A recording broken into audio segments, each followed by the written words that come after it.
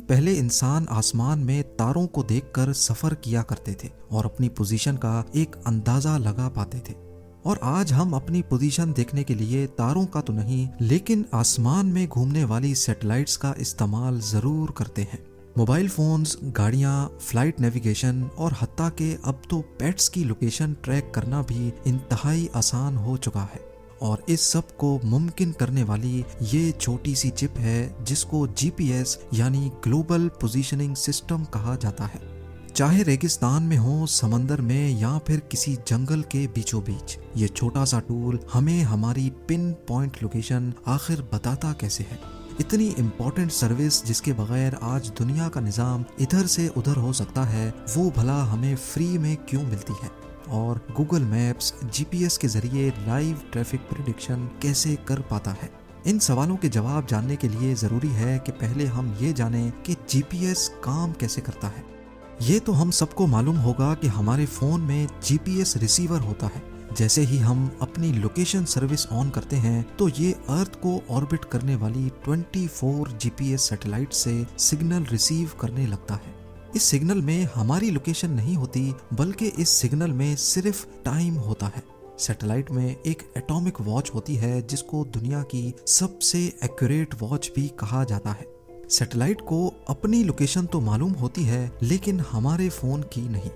इसको ये अच्छी तरह मालूम होता है कि किस घंटे, किस मिनट और किस सेकंड में ये दुनिया के किस हिस्से के ऊपर मौजूद होगी। सैटेलाइट रेडियो सिग्नल के जरिए हमारे फोन में लगे जीपीएस रिसीवर को अपना टाइम बताती है और अपनी लोकेशन भी भेजती है।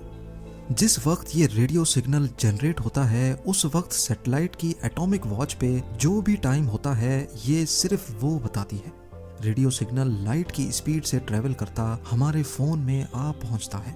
लेकिन सवाल ये है कि सैटेलाइट का टाइम और उसकी लोकेशन मालूम पड़ जाने से हमें हमारी लोकेशन कैसे मालूम पड़ती है। फर्ज कर लें आप पेरिस के आईफल टावर के पास खड़े हैं और सैटेलाइट स्विट्जरलैंड के ऊपर है। बेशक लाइट की स्पीड बहुत फास्ट है, लेकिन इस इतने बड़े फासले को कवर करने के लिए सिग्नल को आप तक पहुंचने में थोड़ा सा टाइम तो बेशक लगेगा। सिग्नल रिसीव होने के बाद फोन अपने टाइम को सैटेलाइट से भेजे गए टाइम से मैच करता है और डिफरेंस निकालता है कि ये सिग्नल कितना डिले से पहुंचा है। अगर ये डिले 0.002 सेकंड्स है तो अब ये जानना मुश्किल नहीं होता कि सैटेलाइट हमसे कितना दूर है।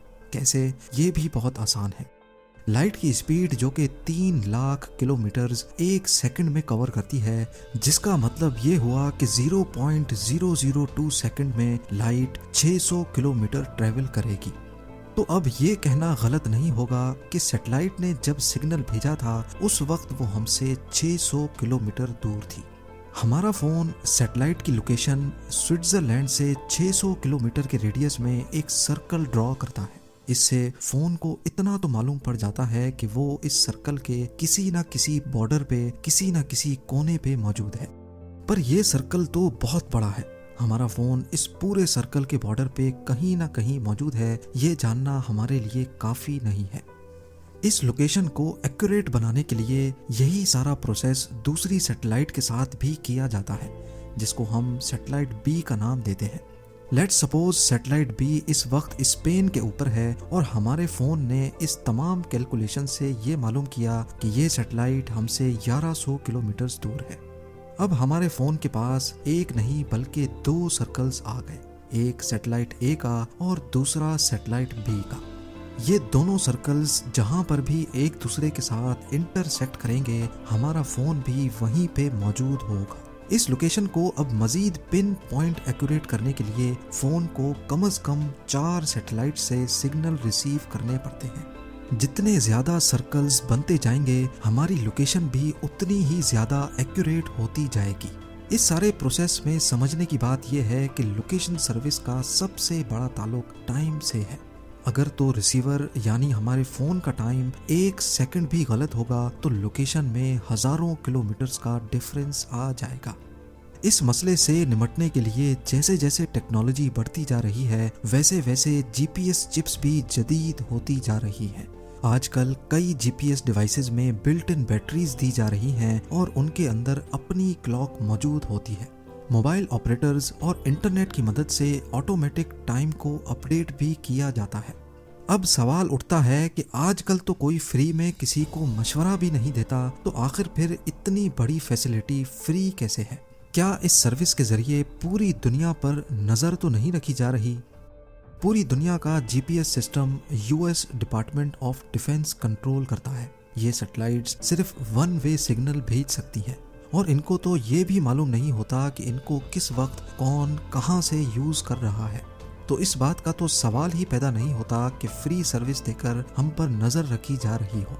और ये फ्री तो कंज्यूमर के लिए है, जबकि मोबाइल मैन्युफैक्चरर्स, एयरलाइन इंडस्ट्री और ट्रांसपोर्ट सेक्टर से सालाना टैक्स लेकर इन जीपीएस सैटेलाइट्स की कॉस्ट को पूरा किया जाता है। ये टेक्नोलॉजी अब इतनी कॉमन हो चुकी है कि अगर ये ना हो तो पूरे दुनिया की इकोनॉमी को अच्छा खासा नुकसान उठाना पड़ सकता है। फ्लाइट नेविगेशन डिस्टर्ब हो जाएगी, ट्रांसपोर्ट कंपनीज अपनी ट्रक्स को ट्रैक नहीं कर पाएंगी, ट्रैकर कंपनीज का बिजनेस बंद हो जाएगा और हो सकता है कि आपका फेवरेट रेस्टोरेंट आपको वक्त पर ऑर्डर भी डिलीवर ना कर पाए। अगर बात की जाए गूगल मैप्स की, तो लाइव ट्रैफिक प्रेडिक्शन में भी सबसे बड़ा हाथ जीपीएस का ही होता है। अगर हमारे फोन का जीपीएस ऑन होगा तो गूगल मैप्स हर थोड़े वक्त के बाद हमारी लोकेशन अपने सर्वर पे अपडेट करता है। इससे गूगल के एआई बॉट को मालूम पड़ जाता है कि पॉइंट ए से पॉइंट बी तक पहुंचने के दरमियान हमने कहीं स्टॉप किया कि नहीं और हमारी स्पीड कितनी थी। यही इंफॉर्मेशन गूगल उसी रोड पर मौजूद दूसरे मोबाइल यूजर से भी लेता है और फिर इन तमाम इंफॉर्मेशन की बेसिस पे प्रिडिक्शन की जाती है कि आया रोड पर एवरेज स्पीड क्या है, ये रोड दिन के कौन से टाइम पे ज्यादा जैम होता है और किस वक्त यहाँ आसानी से गुजरा जा सकता है। ये सारी इंफॉर्मेशन हजारों मोबाइल यूजर्स की लोकेशन लेने के बाद ही प्रिडिक्ट की जा सकती है।